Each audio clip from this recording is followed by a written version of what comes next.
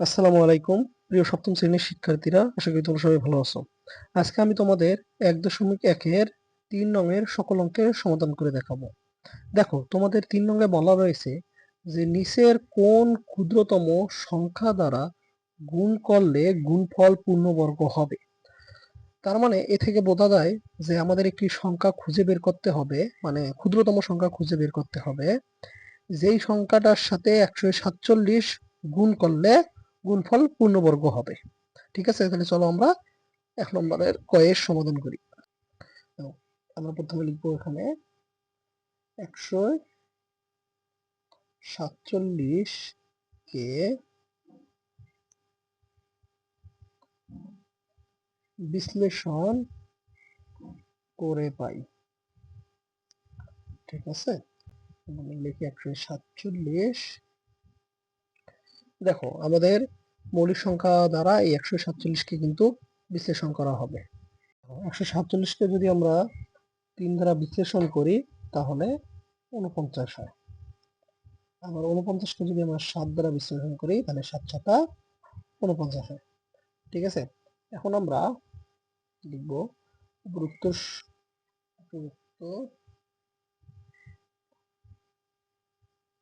সংখ্যা গুলোকে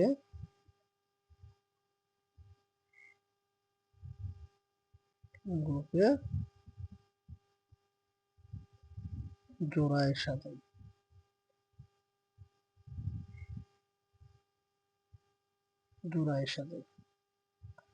আমরা প্রথমে লিখব ৩ গুণন ৭ গুণন ৭। তোমরা এখানে দেখো যে ৩ কিন্তু একটি, তাই এটি বিজোড় অবস্থায় রয়েছে এবং ৭ ২টি হওয়ায় এটি জোড়া অবস্থায় রয়েছে। যেহেতু ৩ এর কোনো জোড়া নেই, তাই ৩ ই হবে উক্ত ক্ষুদ্রতম সংখ্যা। ঠিক আছে? তাহলে আমরা এখানে লিখব যেহেতু যেহেতু ৩ জোড়া অবস্থায় নেই, তাই ৩ এ হবে, তাই ৩ হবে তো ক্ষুদ্রতম সংখ্যা। অতএব নির্ণেয়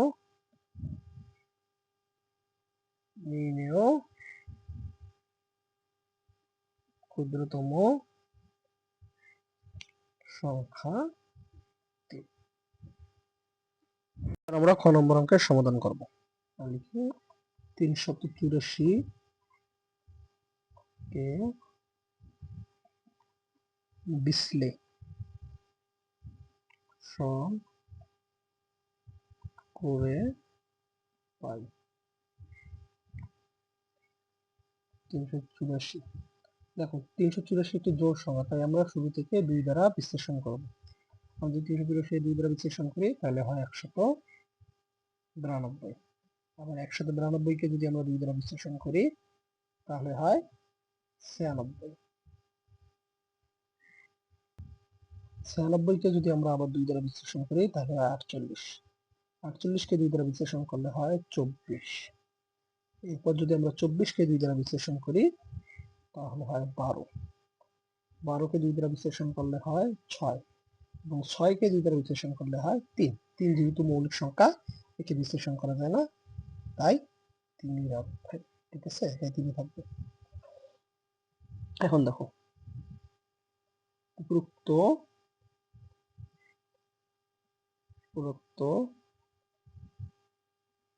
সংখ্যা গুলোকে জোড়ায় সাজাই।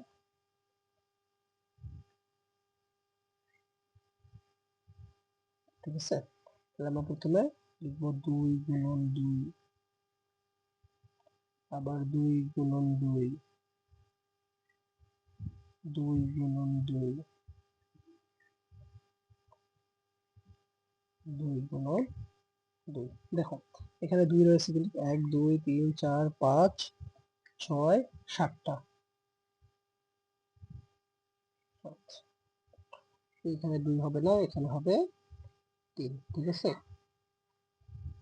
দেখো এই সংখ্যাগুলোর মধ্যে কিন্তু একটি 2 এবং একটি 3 যারা বিজোড় অবস্থায় রয়েছে, মানে যাদের কোনো জোড়া নেই, তাই 2 এবং এই 3 এর গুণফলই হবে উক্ত ক্ষুদ্রতম সংখ্যা। তাহলে আমরা লিখি যেহেতু যেহেতু 2 ও 3 জোড়ায় নেই, তাই 2 ও 3 এর গুণফলই হবে উক্ত ক্ষুদ্রতম সংখ্যা। ঠিক আছে, তাহলে সংখ্যাটি হবে 2 গুণন 3, 6। অতএব নির্ণেয়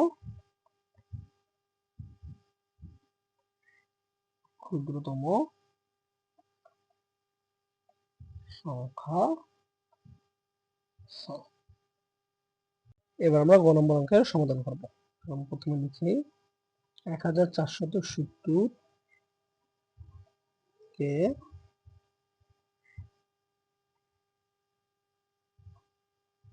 বিশ্লেষণ করে পাই। ঠিক আছে, 1470 আমরা লিখবো। যেহেতু এটি একটি জোড় সংখ্যা, তাই আমরা একে 2 দ্বারা বিশ্লেষণ করতে পারি, এবং 2 দ্বারা বিশ্লেষণ করলে হয় 735। ঠিক আছে, 735 কে যদি আমরা 3 দ্বারা বিশ্লেষণ করি তাহলে হবে 245।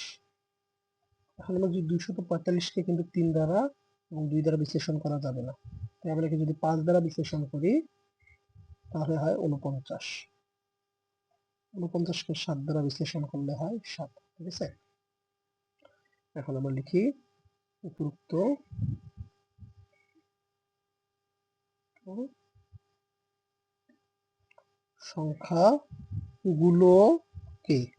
সংখ্যাগুলোকে জোড়ায় সাজাই, জোড়ায় সাজাই সাজাই।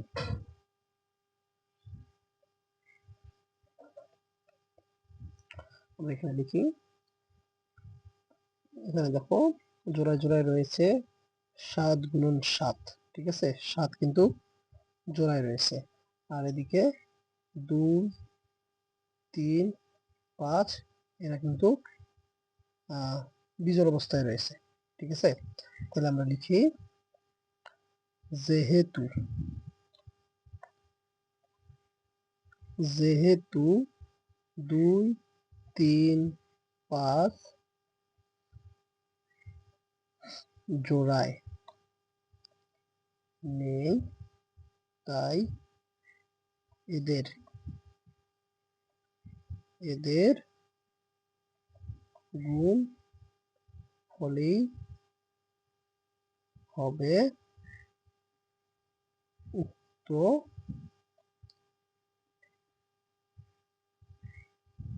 ক্ষুদ্রতম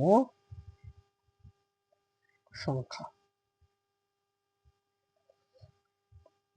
2 গুণন 3 গুণন 5 করলে হয় 3 দুগুণ 6, 5 6 30। অতএব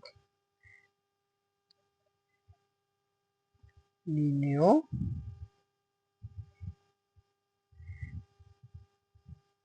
ক্ষুদ্রতম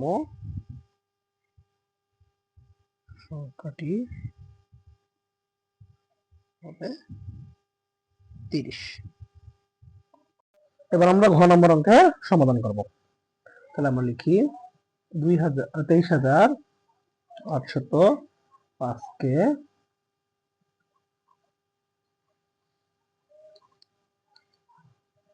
বিশ্লেষণ করে পাই দেখি 3805। যেহেতু একটি বিজোড় সংখ্যা তাই একে 2 দ্বারা বিশ্লেষণ করা যাবে না। আমরা যদি 3 নেই তাহলে হয় 7935। 7935 বিজোড় হয়, আবার আমরা একে 3 দ্বারা বিশ্লেষণ করব এবং 3 দ্বারা বিশ্লেষণ করলে হয় 2645। ঠিক আছে, এবার 2645কে যদি আমরা 3 দ্বারা বিশ্লেষণ করি তাহলে এখানে কিন্তু দশমিক মান আসে। ঠিক আছে, তোমরা ক্যালকুলেটরে দেখবা এখানে 3 দ্বারা বিশ্লেষণ করলে দশমিক মান আসে। তো তোমরা যদি 5 দ্বারা করো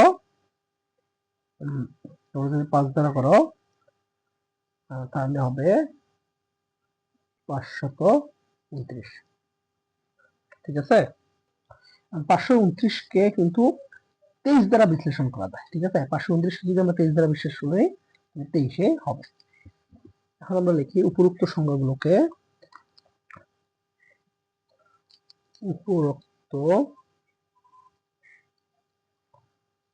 সংখ্যাগুলোকে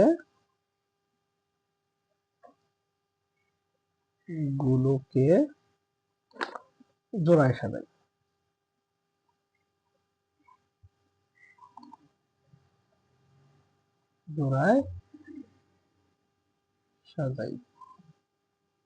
ঠিক আছে, তাহলে আমরা প্রথমে সাজাবো 3 গুণন 3 গুণন 23 গুণন 23 গুণন 5। এখন দেখো এখানে কিন্তু 3 জোড়ায় রয়েছে, 23 জোড়ায় রয়েছে, 5 কিন্তু জোড়ায় নেই। তাহলে 5ই হবে উক্ত ক্ষুদ্রতম সংখ্যা। যেহেতু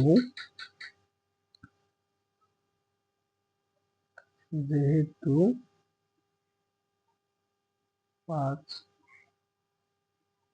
বিজোড় অবস্থায় আছে, বিজোড়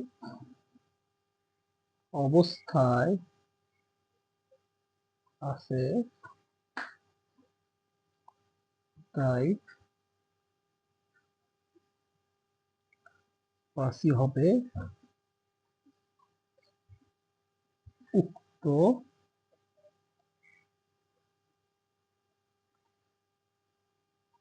ক্ষুদ্রতম সংখ্যা।